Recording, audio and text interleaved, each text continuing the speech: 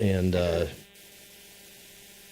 there were times when people wanted me to go visit people from their local government. We had successfully worked with Ypsilanti, which, of course, is in an area where it's like there's over 80% support for the Michigan Medical Marijuana Act, and high percentages, too, on the subsequent lowest level priority. I think that was like in the mid-70s or something, or high 70s maybe.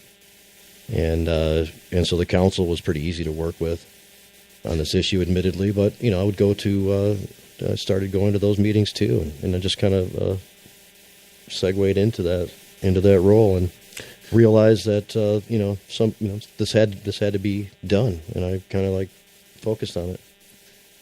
Well, let's think about that period of time. It's kind of fascinating. And as a lawyer, there's different periods of time where the advice of how to get involved and potentially carve out a position or position yourself for something in the future, whatever that may be, there was not a lot of advice that could be given, right? There's a lot of times that people but I always thought because there's a few places I think we could probably. I mean, there's probably more than I should say. There's a few places that were like other places that opened early and did some special things. They're like first in line to bring it to the community. They made these relationships with the city council. City council is receptive. If you don't have the combination of those two things, it's never going to happen. But in doing so, whoever those people are that step forward and kind of try to educate and take some responsibility for what may happen and what and accountability for what their suggestion is going to happen, and then to be accountable and develop a relationship and build it over a number of years is unique to a few towns and cities across the state. You've got your Ann Arbors and you've got your Ypsilantis, maybe places in Flint, even other places that got some kind of semi-quasi approval. Still, many of them got taken out. I mean, am I wrong? You think there's any other? I think of Jeremy Rapinski's place up in, just people that got in. Even Gaylord and Traverse City. I mean, even though they were kind of rattled, but they still had those times when the relationship was good. Right, but still existing. Is there any of them that go that far? No. Right. No. So, and I say that because even if anyone was going to have a chance at all, they were going to have that relation. That's I've envisioned it from that. But that wasn't, other than that, and knowing that yourself, you would probably agree that there's not all those scenarios and opportunities don't exist across the state. It's much different, a lot of disparity, more disparity than commonality with that. Mm-hmm. But you didn't, you was there ever, how did you find yourself falling into it? Because it's really involved, you're required to be a voice of reason. Do people say Jamie's a voice of reason, tries to be a voice of reason? Maybe not always. He was always tries to be a voice. Yeah. People could call him to get the straight answer from him, wherever they were, sure. And he became, reliable source of information. So, were you born with that stuff? Was it stuff that was in the gray matter of your brain that you all of a sudden smoked a certain strain and it became available, or was it something you studied over the couple of days and became, weeks and months and what's your explanation for how you are As now? I said, I kind of just slipped into the role of doing this, and during that time, I realized that I really needed to understand what was going on, and it didn't take much research to determine that I had a bit of a passion for this, and since I was in the position to help this move forward, I definitely was going to, and I don't want to say embraced it, but I realized that, this is what I'm going to work on. This has been working out.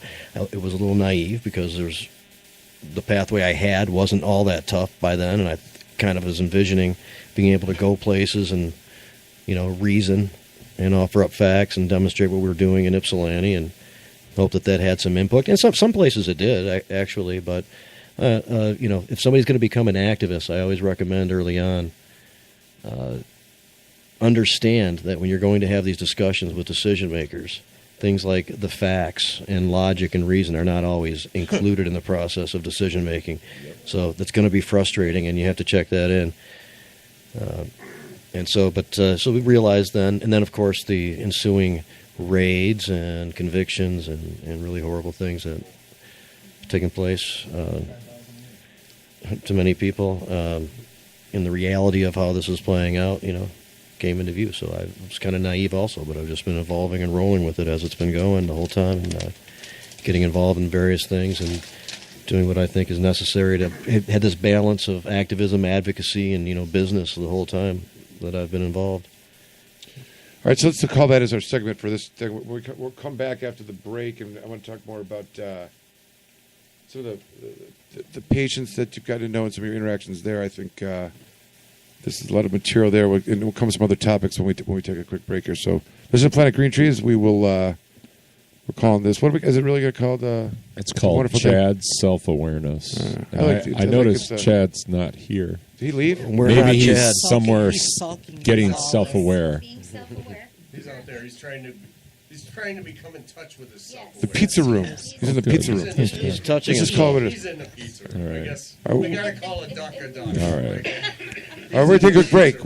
We'll be right back.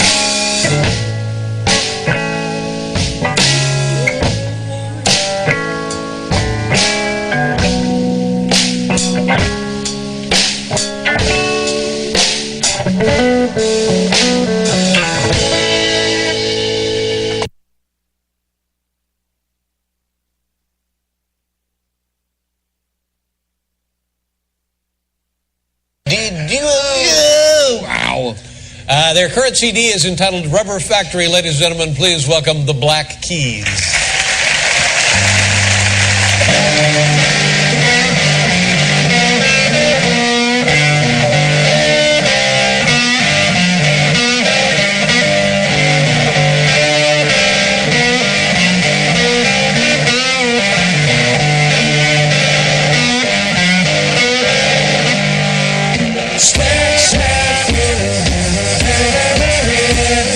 Stack, make sure that I am there. 45